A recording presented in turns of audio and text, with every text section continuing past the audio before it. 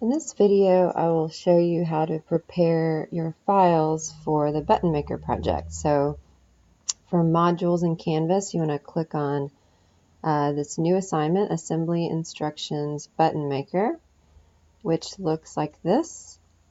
And the first thing you're going to do is start the file download process. So you're going to click on Button Maker Files, which is going to open a folder that looks like this.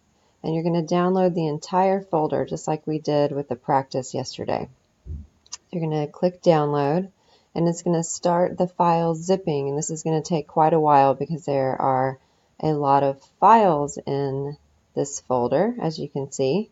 And when the download completes, you'll see over in the bottom left corner a zippered Button Maker part files folder.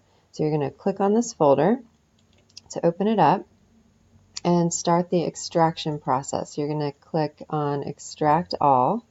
You may have to click here first, Extract, and then Extract All, and then just click Extract again. And this could take a couple seconds. And once you get this file, we're going to again move it to your Y drive. So you're going to right click, Copy, and then you're going to go into the folder where you want it to be on your Y drive, and then once you're in that folder, you're just going to click on Control V to paste. And I'm not going to put it there because this is on my personal computer. So once you get the files downloaded and moved to your Y drive, you're going to go inside of this folder and prepare to create a new assembly in Inventor where you're going to place the parts for one of your sub-assemblies. So first, let's go into Inventor and create a new assembly. I'm going to go to File, New, Assembly, and now it's ready to drag some files in. And so I'm going to open up the Button Maker folder right next to my assembly so that I can just drag in from here, just like this. And now let's go back to the Canvas assignment, and you're going to click on Instructions, which is going to open up your Button Maker instruction set, which looks like this. And this is what your product is going to look like when you're all finished, but we're going to start with sub-assemblies first. So this document tells you that first in the instructions you have a top-level assembly. This is the parts list that goes with it. So you're going to have a few parts that go onto your sub-assemblies. But first we're going to create all of the sub-assemblies separately. So each one of these, the base subassembly A, the lower die subassembly B, the handle subassembly C, and the upper die subassembly D are going to be their own assemblies, and then you'll have one large assembly that these go into. So I'm going to start you with the base subassembly A, and we want to look at the column headings. Here are the item and then the part number.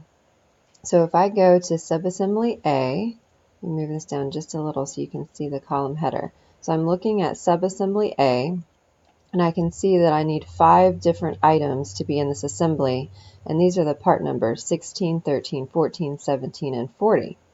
And so I'm going to now remember that I need 16, 13, and 14. Start with 3. I'm going to go back to Inventor, bring that folder back up, and I'm going to drag in part 16, part 13, and part 14. And then I'm going to return to the instructions. And I already got 16, 13, 14, so now I need part 17 and part 40. So I'm going to go back into the assembly and open that folder back up and get part 17 and scroll down until I see part 40.